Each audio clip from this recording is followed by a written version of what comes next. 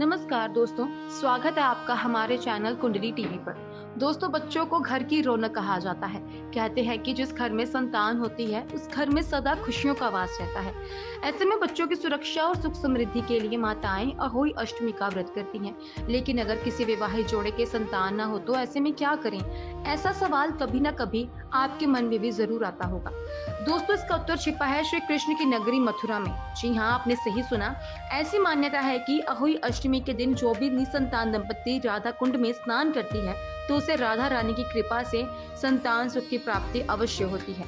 लेकिन कहा जाता है कि इसके लिए मन में सच्ची भावना और श्रद्धा जरूर होनी चाहिए। लेकिन दोस्तों, क्या आप जानते हैं कि इस साल में राधा कुंड में स्नान का शुभ मुहूर्त क्या है? चलिए आपको बताते हैं। हिंदू पंचांग के अनुसार अहोई अष्टमी का व्रत 13 अक्टूबर को रखा जाएगा। ऐसे में राधा कुंड में स्नान भी 13 अक्टूबर को ही किया जाएगा। बात करें राधा कुंड अर्धरात्रि स्नान मुहूर्त की, तो इसका समय रात 11:41 से मध्य रात्रि 12:30 तक रहेगा। इसकी कुल अवधि 50 मिनट रहेगी। जानकारी के लिए बता दें कि मथुरा नगरी में गोवर्धन पर्वत की परिक्रमा करने वाले रास्ते में राधा कुंड स्थित है।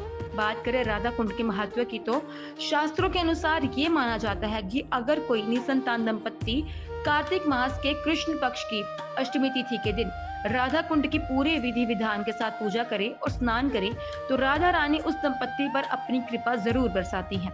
ऐसे में जो लोग संतान प्राप्ति की इच्छा रखते हैं वे अहोई अष्टमी के अवसर पर राधा कुंड में स्नान जरूर करें।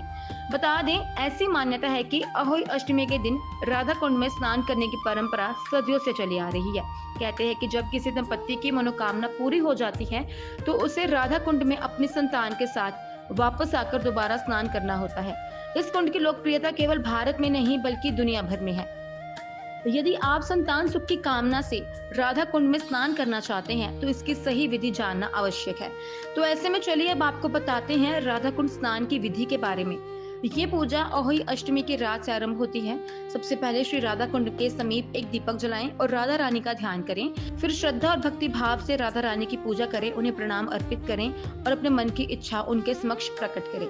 ध्यान रहे कि आपकी भावना सच्ची और निर्मल होनी चाहिए। इसके बाद रात के ठीक 12 बजे अपने जीवन साथी के साथ राधा कुंड में स्नान करें। स्नान के पश्चात सीताफल का दान करें। मान्यता है कि इस विधि से राधा रानी की कृपा प्राप्त होती है और संतान सुख की भी प्राप्ति होती है। मान्यता है कि इस विधि से राधा रानी की कृपा प्राप्त होती है और संतान सुख की प्राप्ति होती है।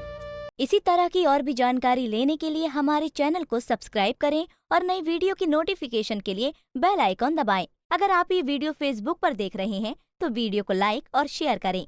साथ ही अपनी राय कमेंट बॉक्स में जरूर बताएं। धन्यवाद।